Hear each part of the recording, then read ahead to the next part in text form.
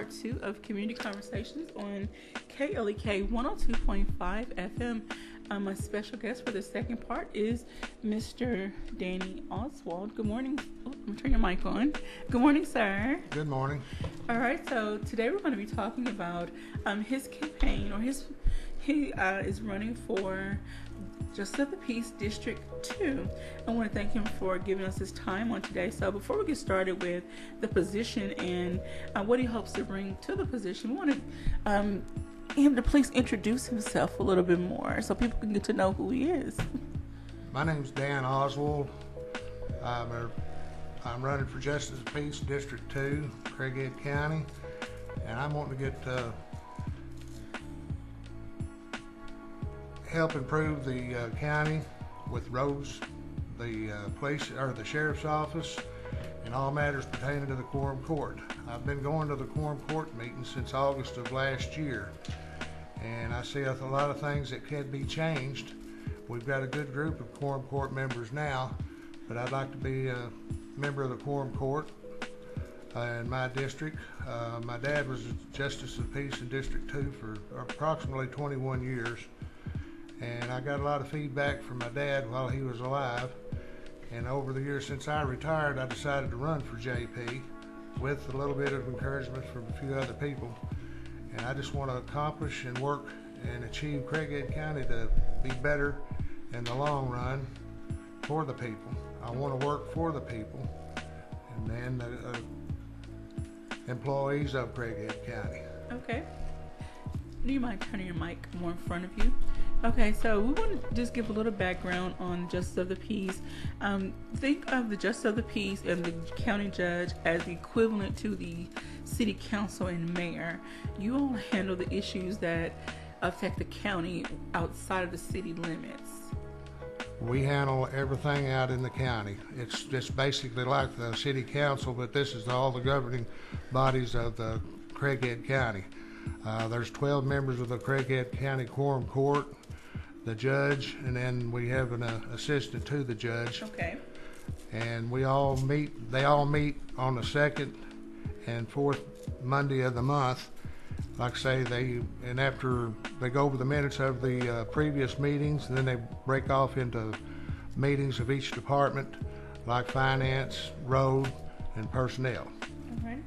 And if someone would like to learn more information about what the Justice of the Peace does and other county positions, there is a website that you can go to, and I'll make sure to give you that information before the end of the show. So what are some issues that you noted? You mentioned that you want to help make a few things better or contribute to make things better within the county. What are some of the issues in particular that you see need some immediate attention? I think there needs to be a little bit more communication between the quorum court members and the departments. I encourage people to come to the meetings, and that way they can find out exactly what goes on. I've learned a lot in the last year and 2 months what goes on in the county, and there is a few people comes up to the quorum court meetings, but there's a lot of things that can be done to improve with communication between the road department and all the members of the quorum court, and they're all doing an excellent job right now. They communicate good on during the meetings and all, and there's a good relationship between all of them, and I know they all work well together, and that's what I want to do, is work well together with the members if I get elected as justice on the quorum court as a Justice of the Peace. I have personally went and shadowed the sheriff's office and the bailiffs, trying to find out exactly what they do during the day. Okay. And I've learned a lot from going up there and just watching what the bailiffs do and the jailers do. And a lot of people don't realize the danger they're in at a lot of times. Okay. So we really do appreciate our local law enforcement and all that they do. just think, and I'm trying to help people, get the correlation between the county and the city. We have the Jonesboro Police Department, which patrols within the city, but we have the Sheriff's Department, which takes care of those outlying areas that are considered, more rural or just right outside of the city limits. And so they have to maintain order out there as well. Oh, yes, ma'am, they do. The county they're spread out, and a lot of the deputies has got an area that they've got, and if something happens, it may take a little bit to get another officer out there to them. Like the city's got pretty well manpower in there in place. But the county, the quorum court is over the sheriff's office and the road department, tax collector and assessor's office and all. And then when we have meetings on that, we discuss everything pertaining to every department under the quorum court and the county judge. And one thing I'm noticing, let me go back to the website. It is arcounties.org. I see a lot of different listings for different taxes that you all have to make decisions on that concern the county. And a lot of people don't understand there's a lot of decisions that have to be made behind the scenes before they are presented to the residents to be either voted on or decision made one way or the other. And you have to decide where money is going. Like you said, when it comes to just say the roads. Roads, it seems, is going to be one of our ongoing forever and a day yes, ma'am. Topics. And I don't know if people understand how the roads are affected on the county level. Of course, we have nice roads in the inner cities, but there are a lot of people who live outside of the inner city, and they want their residential areas or commercial areas to look just as nice and be just as accessible as those within the city limits. Yes, ma'am. They do an excellent job on that. We have people that gets a hold of some of the quorum court members and lets them know about their roads. And then Eugene Neff is the road superintendent with the road department, and he goes out and checks and tries to get the roads updated and taken care of.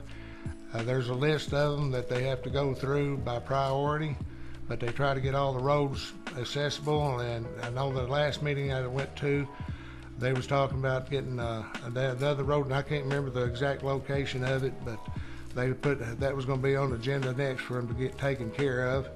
And they was even talking about bridges, a bridge going into Poinsett County, and that was addressed also.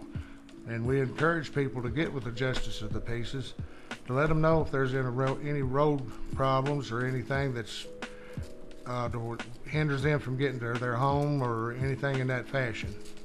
And also want to point out, you can find a PDF format of the manual on arcounties.org, and it's like 72 pages, so I wouldn't advise printing it out. But if you just want to learn more about what the Justice of the Peace does and how you can reach out to them concerning your issues if you live in the outer layers of the county, we want to make sure that every resident is served and their needs are being met, their concerns are being heard. This is where the quorum court comes in. If you live outside the city of Jonesboro, there are individuals in place to help you get your issues heard and hopefully get your needs met concerning the county. And there's a list of duties of the office, and I'm not going to read it all because it reads kind of like a legal document. It's kind of a hard read, but hopefully people can read this and kind of decipher and get a better understanding of some of the duties. It also, I see one thing it mentions is fix the compensation of each county officer with a minimum and maximum to be determined by law. So you all help to decide maybe on pay or raises up or down for the county officials. Yes, ma'am. They've already started trying to work on the budget for this year, or for next year, I'm sorry. Okay. And last year, they got it finished up right about the end of December. But this year, they've already started working on the budget. And that entails either raises for each department, for the employees, I'm sorry, and allocating how much money goes to each department. And that's discussed between the finance committee, and then when they get that together, they get with the judge, and then they get with the full quorum court to whether to approve or to amend some of the stuff that they've gotten. Okay. Alrighty. All right, you're tuned in to Community Conversations on KLEK 102.5 FM. We're speaking with Mr. Danny Oswald, who is the candidate for Justice of the Peace for District 2. Now, can you explain to us, I noticed that there are various districts listed for the different positions of the JP. Where's District 2? District 2 starts on the north side of Johnson Avenue to Shady Park, and it goes all the way out to Magnolia Road, the south of Magnolia Road, and goes to the east of Patrick Street. Okay. And that encompasses all of North Church, Maine, and down to Cover House up to Philadelphia Road.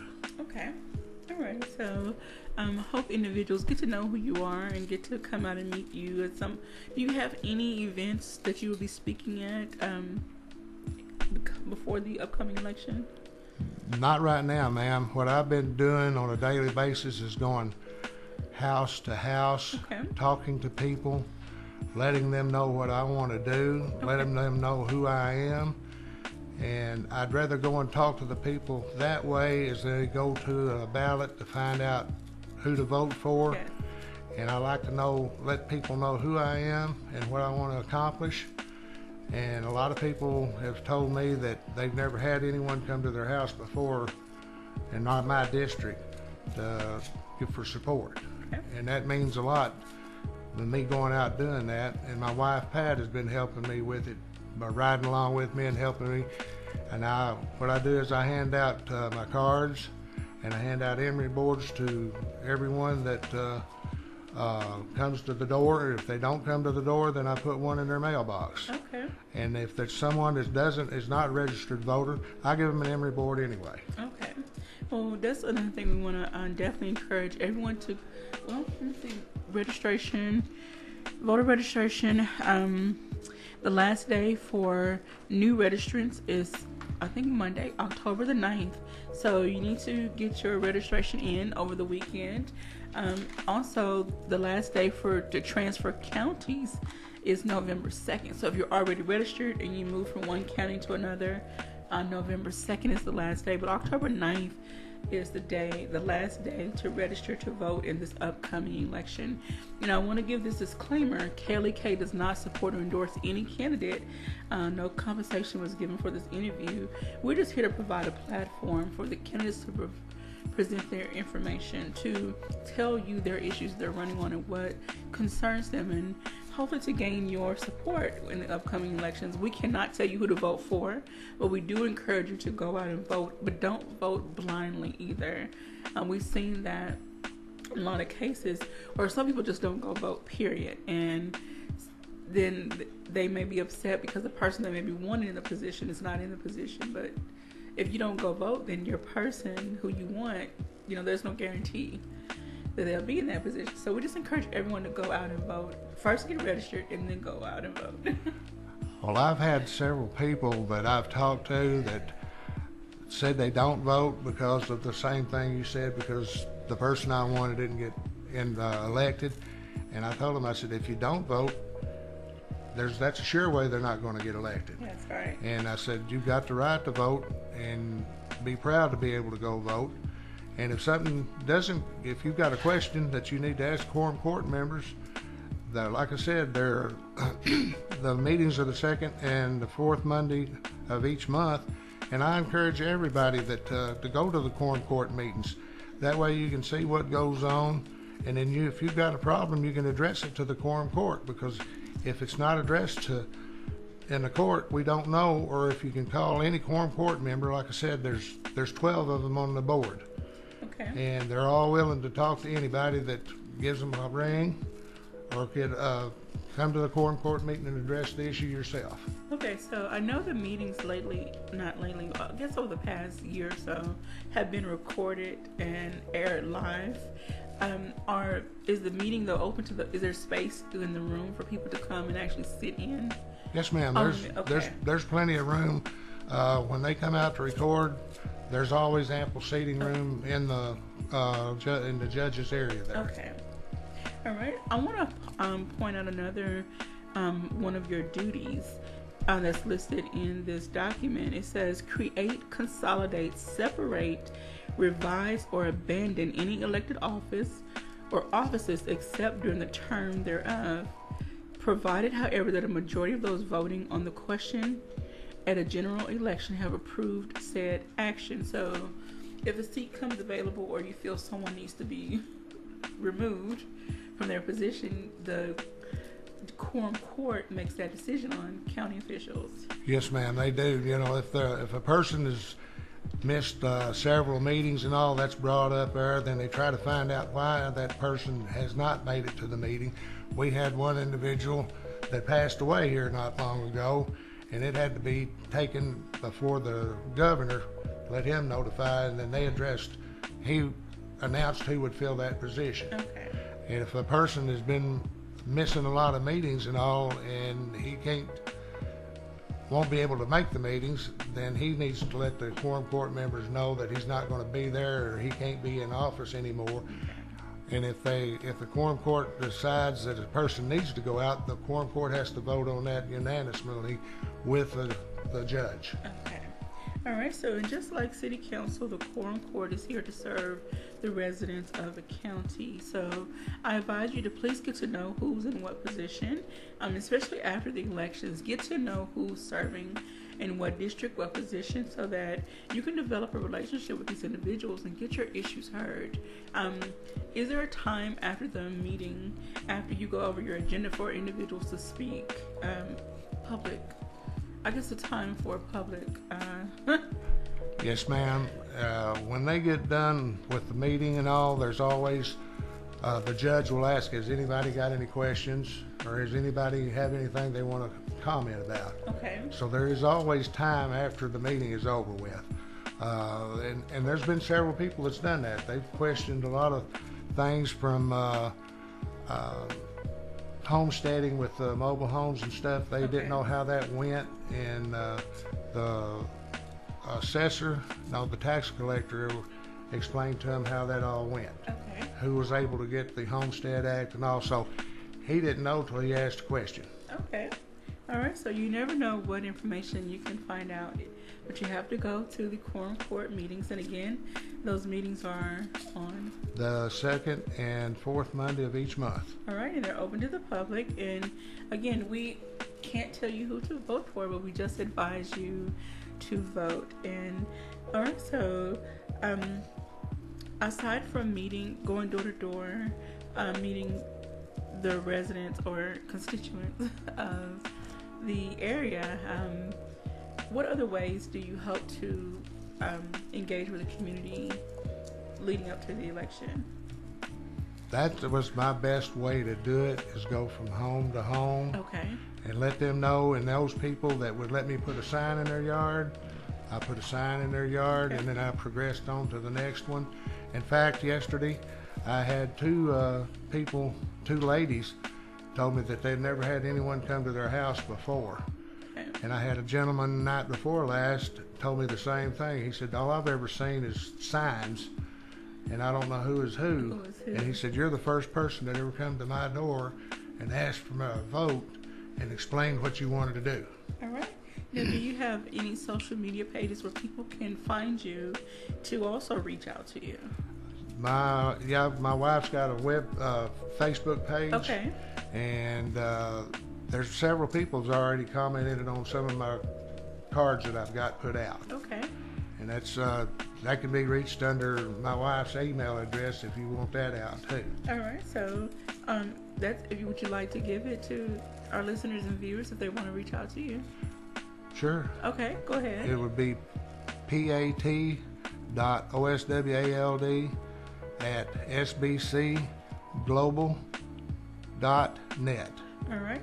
And that's pat.oswald@sbcglobal.net if you would like to reach out to Mr. Danny and learn more about him, or go find his Facebook page, and you can also see more information about who he is and what he hopes to bring to the position of Justice of the Peace, District 2, or as commonly referred, JP. So we do want to thank you so very much for your time today, Mr. Danny. Again, we can't tell you who to vote for here at KLK, but we do encourage everyone to please go out and vote. Early voting starts October 22nd. No.